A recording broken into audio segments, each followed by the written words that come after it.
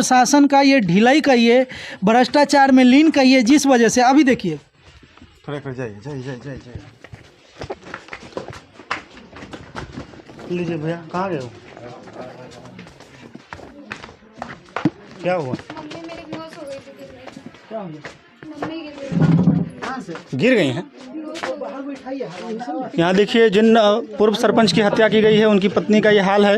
हालत बहुत यहाँ बहुत बेहोशी की हालत में है और शायद यहाँ गिर गई है, इसलिए इनको तकलीफ़ों का सामना करना पड़ रहा है। देख लीजिए, आप इस तस्वीरें देख रहे हैं, ये बोधनगरा से है और यहाँ पूर्व सरपंच पति जिनकी हत्या हो गई है चाकू मार करके पुत्र के प्रेम प्रसंग के कारण, उनकी ये पत्नी है। आप लोग यही चाहते हैं ना कि अपराधी को जल्द से जल्द पकड़ के वाजिब सजा उसको मिले? वाजिब नहीं सर, हम फांसी ही चाहते हैं। फांसी की मांग जब हमारे करते हैं। घर से गया इंसान बिना गलती के, तो वो गलती करके फांसी नहीं चढ़ सकता। बिल्कुल, उसको तो हमें फांसी ही सजा होनी चाहिए, हमें फांसी ही चाहिए। घर वालों के द्वारा जान के बदले जान की मांग हो रही अगर है। पुलिस प्रशासन चाहे तो आदमी के पॉकेट से गिरा हुआ सिक्का भी कोई नहीं उठा सकता है।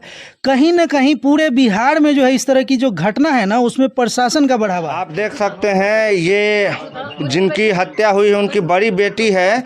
आप लोगों के परिवार के साथ इस तरह का घटना किया गया है, तो आप बता सकते हैं कि इसके वजह क्या हो सकती है? कोई पुरानी साजिश या अभी वाला पागलपन? अब ये आप देख सकते हैं, ये जिनकी हत्या हुई है उनकी बड़ी बेटी है। आप लोगों के परिवार के साथ इस तरह का घटना किया गया है, तो आप बता सकते हैं कि इसके वजह क्या हो सकती है? कोई पुरानी साजिश या अभी वाला पागलपन? अब ये तो हम नहीं बता सकते हैं जो कौन था, लेकिन अभी का जो बात है वो तो आप लोग जानते हैं, प्रेम वाला बात। अच्छा, इस प्रेम वाला बात में एक बात तो समझ में आ गई कि दोनों लोग प्रेम कर सकते हैं, लेकिन उनके पिता के द्वारा जब सुबह में FIR कराई गई, उसके बाद हत्या करने के पीछे क्या वजह मानते हैं आप? तो वही, अब क्या वजह मानते हैं सब तो आप वही जानेगा ना।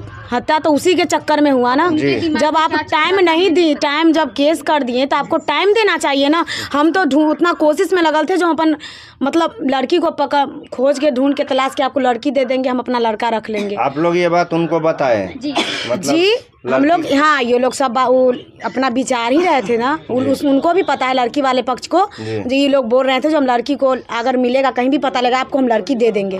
फिर ये ऐसा कदम क्यों उठाया? टाइम क्यों नहीं दिया?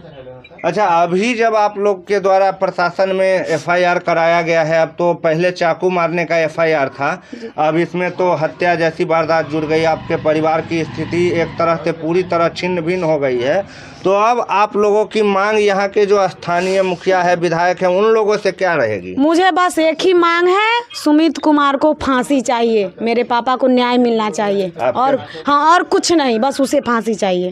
जब तक वो बाहर रहेगा तब तक हमें भी डर है कि और हम सुनने में आया है कि वो आपके परिवार को और भी धमकी दे रहा है। जी सही है। क्या बता रहा है? बोल रहा है एक के मर्डर में जाएंगे तभी उतना ही, और 2-4 को और मर्डर करेंगे तब फिर भी उतना ही सजा मिलेगा। 1-2 को और मारेंगे। अभी तो मालूम हुआ है हमें कि वो लोग गांव से फरार है, तो इस तरह की बातें कब हुई थी? आप कैसे जानिएगा जो गांव में फरार है? आपके घर लड़का कहीं भी अब कहाँ है, सो तो आप प्रशासन को ना काम है ढूंढना उसको। घूम रहा है जो हत्या किया है। मतलब वो अवेलेबल नहीं ना है सार्वजनिक तौर पर? नहीं, अगर अवेलेबल होगा तो उसको तो पुलिस अरेस्ट करेगा ना। आप लोगों ने तो FIR करवाया ही है, तो वो जिस तरह अभी मतलब किस तरह से आपको मालूम होता है कि धमका रहा है कि और लोगों को मारेंगे, ये करेंगे, वो करेंगे, ये जानकारी जितने होते हैं वो उतनी ही बातें बोलते हैं, लोगों से ही हमें पता चला है। लोगों के आसपास बोले? हाँ जी, लोग जो हैं आसपास के, जो उस गांव के हैं, उन्होंने हम लोगों को बोला। जी, तो अभी आप क्या मांग करते हैं? प्रशासन से क्या चाहते हैं? प्रशासन के द्वारा कहीं भी से निकाल के उनको ढूंढ के उसको फांसी चाहिए, सजा मिलनी चाहिए, और कुछ नहीं। अब क्या मांगे? अच्छा, जो घटना यहाँ पर अंजाम दिया गया, उस घटना के जस्मदीत गवाह हैं कि आप जस्मदीत, आप घटना होते वक्त वहीं पर थे, तो आप जब FIR कराए तो गवाह के रूप में आपका ही नाम दर्ज हुआ होगा या और लोग भी हैं? जी, और लोग भी हैं। वो लोग घटना होते हुए देखे और तमाम लोग गवाही देने के लिए तैयार हैं जी, और पूरे आरोपित की पहचान हो रही है। जी, आप देख सकते हैं किस तरह एक परिवार जो बिल्कुल खुशहाल होना चाहिए, उनके ज़िंदगी में एक मामूली प्रेम प्रसंग ने इतना तकलीफ ला दिया है कि ये लड़का का चाची है जिनका हत्या उनका छोटा बहू बहू है, भावो है, इनका हालत आप देख सकते हैं। उनकी पत्नी की हालत आपने देखा ही है, जो बेसुध है और बार बार पानी का छींटा मारकर उनको होश में लाया जाता है। ये बहन है, भाभी है, सबकी हालत मोटा मोटी बहुत दुखद है। और इन तमाम बातों के लिए एक छोटा सा प्रेम प्रसंग जिम्मेदार है। और जो भी हत्यारा है उसके द्वारा बार बार धमकी देना कहीं ना कहीं ये बात साबित करता है कि कानून की निष्क्रियता यहाँ साफ साफ देखने को मिल रही है।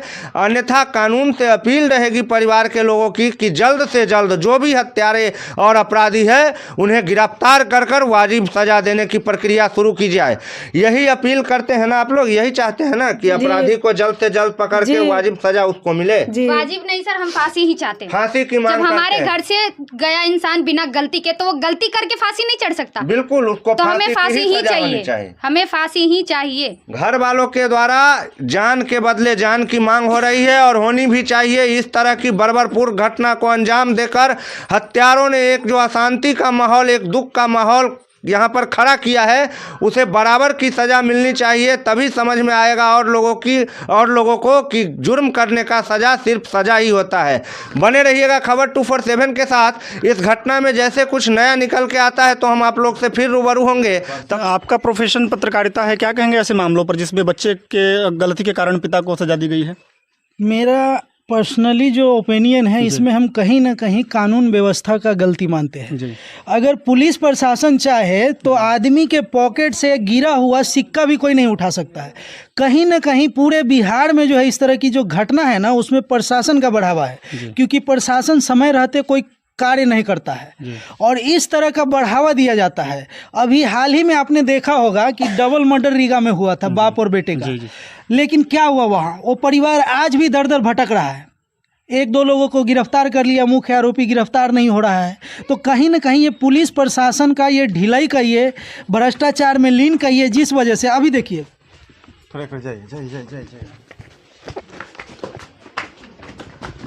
लीजिए भैया, कहाँ गए हो? क्या हुआ? गिर गई हैं। यहाँ देखिए, जिन पूर्व सरपंच की हत्या की गई है उनकी पत्नी का ये हाल है। यहाँ बहुत बेहोशी की हालत में है और शायद यहाँ गिर गई है, इसलिए इनको तकलीफ़ों का सामना करना पड़ रहा है। देख लीजिए, आप इस तस्वीरें देख रहे हैं, यह बोधनगरा से है। और यहाँ पूर्व सरपंच पति जिनकी हत्या हो गई है चाकू मार करके पुत्र के प्रेम प्रसंग के कारण, उनकी ये पत्नी है और बिल्कुल बेसुध पड़ी हुई है, ना कुछ बोलने की स्थिति में है, ना कुछ खाने की स्थिति में है। स्थिति ये है ही, यहाँ इनको बार बार दांती आ रहा है और दांती छुड़ाने का प्रयास परिवारजनों द्वारा किया जा रहा है। आप इस परिवार से ताल्लुकात रखते हैं, क्या कहेंगे ऐसे मामलों को लेकर के?